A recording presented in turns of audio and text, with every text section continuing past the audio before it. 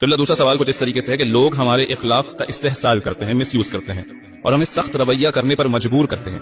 आइम्मा की जिंदगी से इस मसले को हल कर दें। सबसे पहला मुगालता इस सवाल में ये है, कंफ्यूजन ये है, अखलाक के मानी हमेशा नर्म रवैये के है ही नहीं। ये किसने कहा कि अखलाक के मानी है नर्म रवैया? अखलाक का मेयार ये है कि जो आपसे खाकसारी और नर्म रवैये से पेश आए, उससे आप नर्म रवैये से और खाकसारी से पेश आए। जो आपसे आजिज़ी से मिले, आप उससे आजिज़ी से मिले, यह इबादत है। जो आपसे तकब्बुर से मिले, आप उससे तकब्बुर से मिले, यह इबादत है। हक क्या है किसी को कि हमारे सामने तकब्बुर से बात करें? हम भी इंसान बंदा खुदा है, वो भी इंसान बंदा खुदा है। तो अखलाक इज इक्वल टू नर्म रवैया? No, not at all.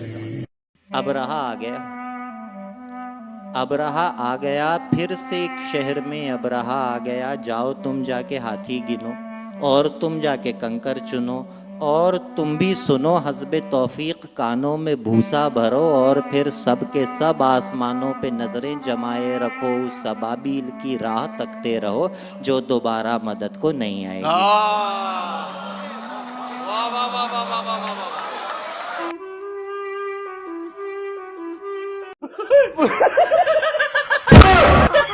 पैसे के गुलाम बन गए हैं।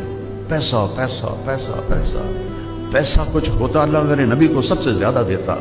इंसानियत सबसे बड़ी चीज है। जिसको इंसानियत मिल गई वो सबसे बड़ा इंसान है। इंसान की कीमत अगर जेवर से है, अगर कपड़ों से है, अगर गाड़ियों से है, जमीनों से है, वो तो गधा है। इंसान कहाँ है? इंसान वो है जो अपने आप में पहचाना जाए। वफाकी बजट में वज़ीर आज़म शहबाज शरीफ की सरकारी रिहाइश गाह और अखराजात 72 करोड़ से बढ़ाकर तकरीबन 86 करोड़ रुपए कर दिए गए हैं। वज़ीर आज़म हाउस की गाड़ियों के लिए 9 करोड़ रुपए, वज़ीर आज़म हाउस की डिस्पेंसरी के लिए 1 करोड़ 44 लाख रुपए। वज़ीर आज़म इमरान खान का सरकारी खजाने के बजट के लिए एक और अहसन फैसला। इमरान खान ने वज़ीर आज़म और सदर की तनख्वाह में कमी का बिल लाने की मंजूरी दे दी। खान साहब क्या आवाम दोस्त बजट होगा आज? सब खुश हो गया।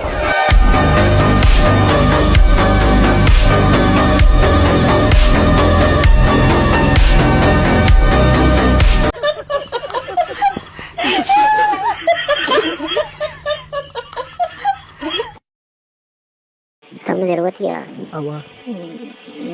सही समझने होती। सिंध गवर्नमेंट ने डिसाइड किया कि हम शाहरा फैसल को चौड़ा करेंगे, लेकिन अगर आप मेट्रोपोल से एयरपोर्ट तक जाए तो कहीं 5 लेन है और कहीं 3 लेन है। वो इसलिए है कि सर्विस रोड जो है जगह जगह पे वो फौज के कब्जे में है, वो उन्होंने देना नहीं है, तो वहां आप सड़क नहीं बना सकते।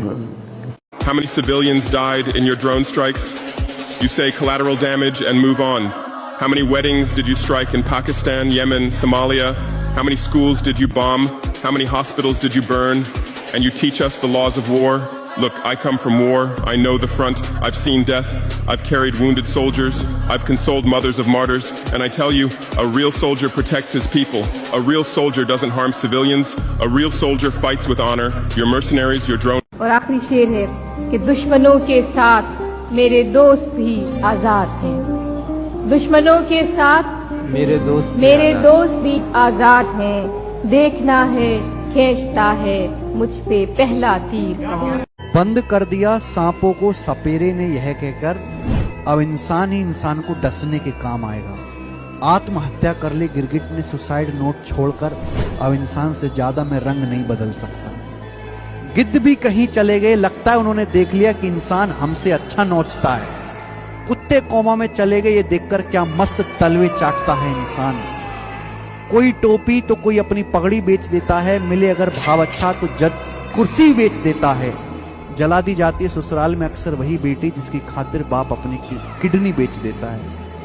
कलयुग है, कोई भी चीज यहाँ नामुमकिन नहीं। इसमें कली, फल, फूल, पेड़ पौधे सब माली बेच देता है। धन से बेशक गरीब रहो पर दिल से रहो धनवान। अक्सर झोंपड़ी पे लिखा रहता है सुस्वागतम, और महलों वाले लिखते हैं कुत्तों से सावधान। याद रखना, पूरे समाज का सिद्धांत है, जो इस समाज के लिए अच्छा बोलेगा समाज उसको सबसे पहले मारेगा। चाहे वो अब्राहम लिंकन हो, चाहे कुरीति से जगाने वाले ईसा मसीह हो, या फिर महात्मा गांधी हो, या सुकरात हो।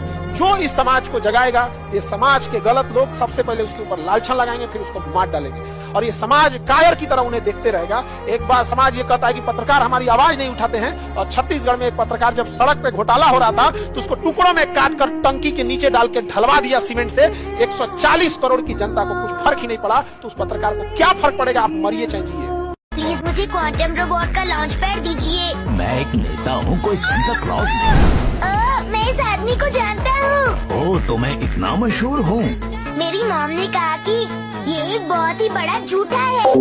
फिर तुम कौन हो बच्चे? मेरा नाम है शिनचैन नोहारा। हाँ होगा, लेकिन तुम मेरी गाड़ी के अंदर क्या कर रहे हो बोलो? आपको ये गाड़ी रिश्वत में मिली है क्या? आपको सबसे ज्यादा क्या पसंद है? अंदाजा लगाओ। मुझे पता है, मुझे पता है। तो फिर बताओ। एक नोटों का bundle.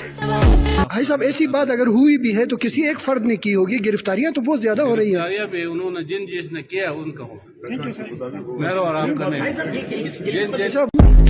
I like it, I don't need a reason.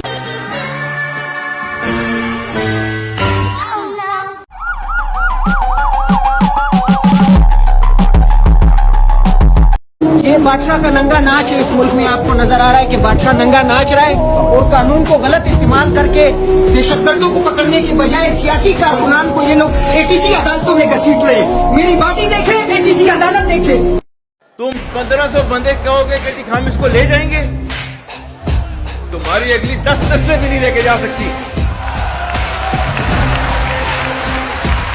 Inshallah, you will see that we will beat the hell of these terrorists very soon. जब आपका पाला हुआ कुत्ता आप ही पे भौंकने लग जाए ना, तो समझ आए कि आप इसको रोटी किसी और के घर से मिल रही है। टेररिज्म धंधा है। It has nothing to do with drama of आजादी, but it has everything to do with money. अगर अमेरिका पाकिस्तान को अरबों रुपए देता है बिन लादेन को पकड़ने के लिए, तो पाकिस्तान उसे ढूंढने का नाटक करेगा, पकड़वाएगा नहीं, ताकि उसकी फंडिंग चलती है।